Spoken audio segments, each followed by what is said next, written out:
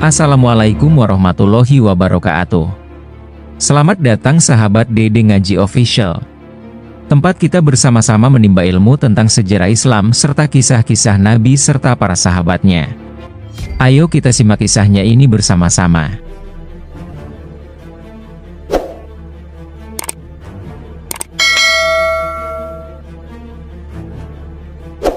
Jangan lewatkan kisah menakjubkan ini. Dan pastikan Anda menonton video ini hingga akhir, agar Anda mendapatkan pemahaman yang lebih dalam. Sebelum melanjutkan ke pembahasan utamanya, kami ucapkan terima kasih banyak yang sudah like, subscribe dan berkomentar. Semoga Allah Subhanahu wa Ta'ala memberikan rezeki yang berlipat ganda. Amin. Langsung saja kita ke pembahasannya.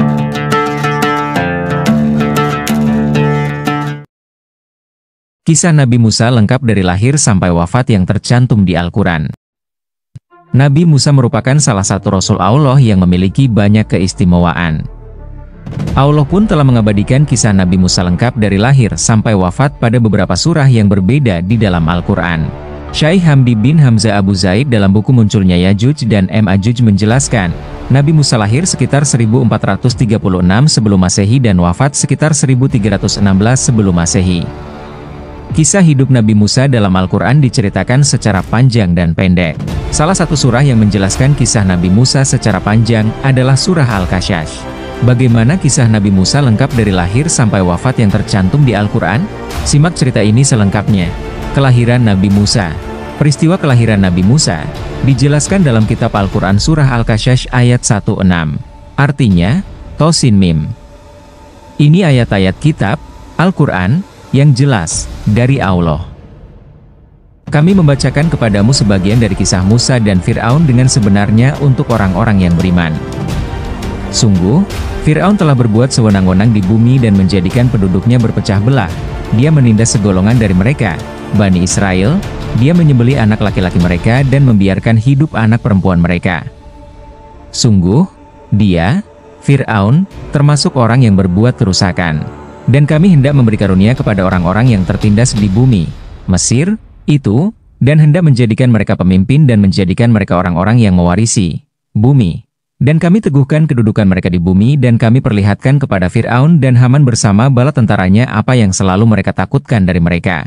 Seperti penjelasan ayat di atas, Nabi Musa lahir di Mesir yang dipimpin oleh seorang raja zalim dan kejam bernama Fir'aun. Raja Fir'aun dikenal selalu bersikap sewenang-wenang. Ia bahkan memperkerjakan kaumnya secara paksa.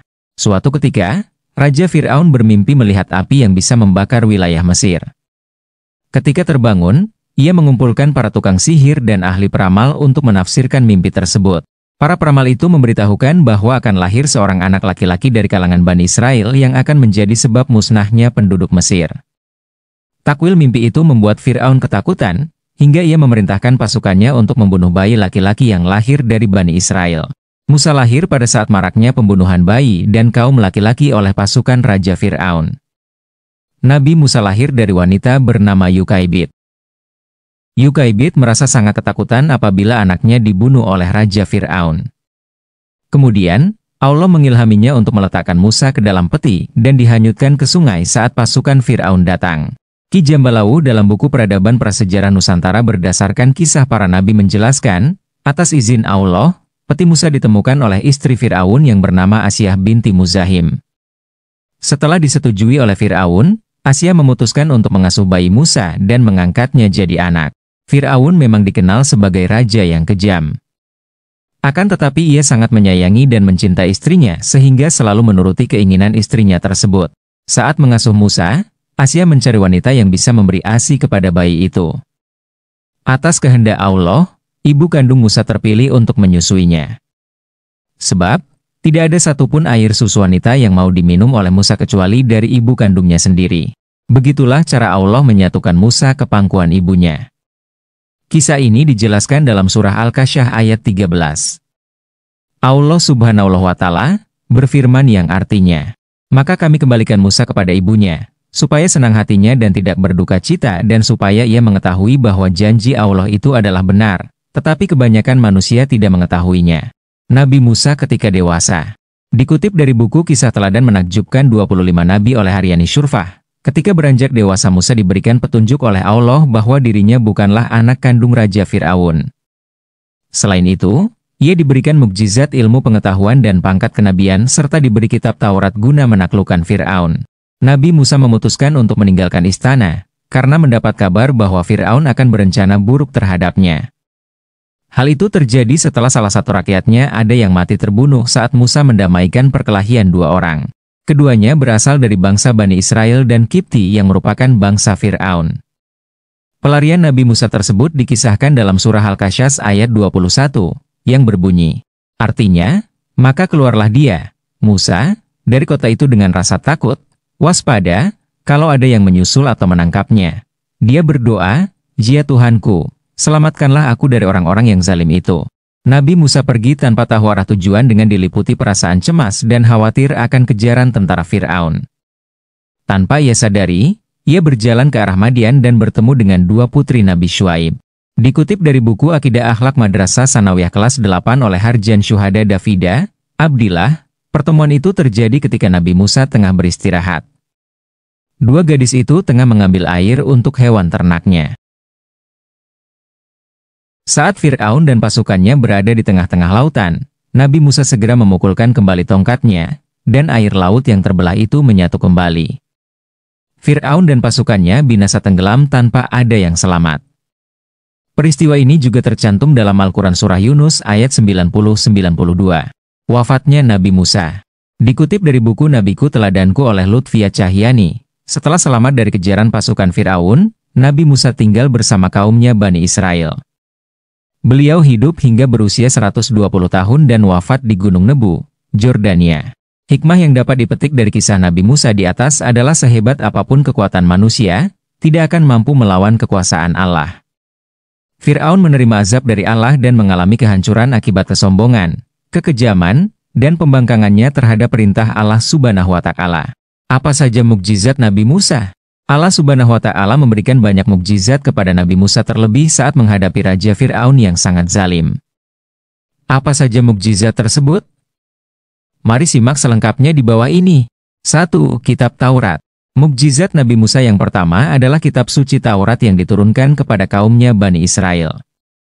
Dalam Quran Surat Al-An'am ayat 154, Allah Subhanahu wa Ta'ala berfirman, "Kemudian kami telah memberikan Alkitab, Taurat, kepada Musa untuk menyempurnakan nikmat kami kepada orang yang berbuat kebaikan, dan untuk menjelaskan segala sesuatu dan sebagai petunjuk dan rahmat, agar mereka beriman, bahwa mereka akan menemui Tuhan mereka." 2. Mengubah tongkat jadi ular. Nabi Musa diberi mukjizat berupa tongkat yang bisa berubah jadi ular. Mukjizat ini dilakukan Nabi Musa saat menghadapi para tukang sihir Raja Fir'aun. Sebagaimana dijelaskan dalam Quran Surat An-Naml ayat 10. "Dan lemparkanlah tongkatmu." Maka tatkala tongkat itu menjadi ular dan Musa melihatnya bergerak-gerak seperti seekor ular yang gesit, larilah ia berbalik ke belakang tanpa menoleh. "Hai Musa, janganlah kamu takut." 3. Membelah Laut Merah.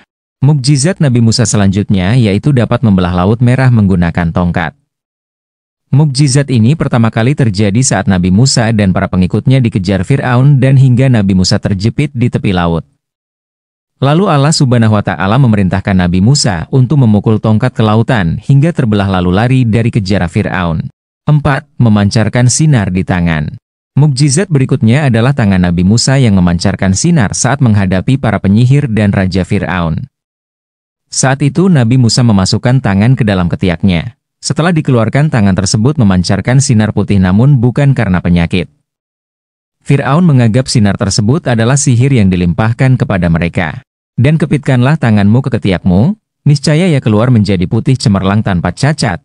Sebagai mukjizat yang lain, pula, untuk kami perlihatkan kepadamu sebagian dari tanda-tanda kekuasaan kami yang sangat besar.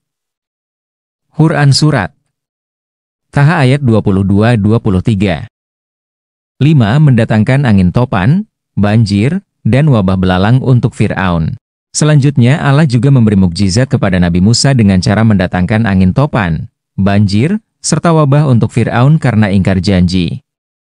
Sebagaimana Allah Subhanahu wa Ta'ala berfirman, "Maka kami kirimkan kepada mereka topan, belalang, kutu, katak, dan darah sebagai bukti yang jelas, tetapi mereka tetap menyombongkan diri dan mereka adalah kaum yang berdosa. Dan ketika mereka ditimpa azab.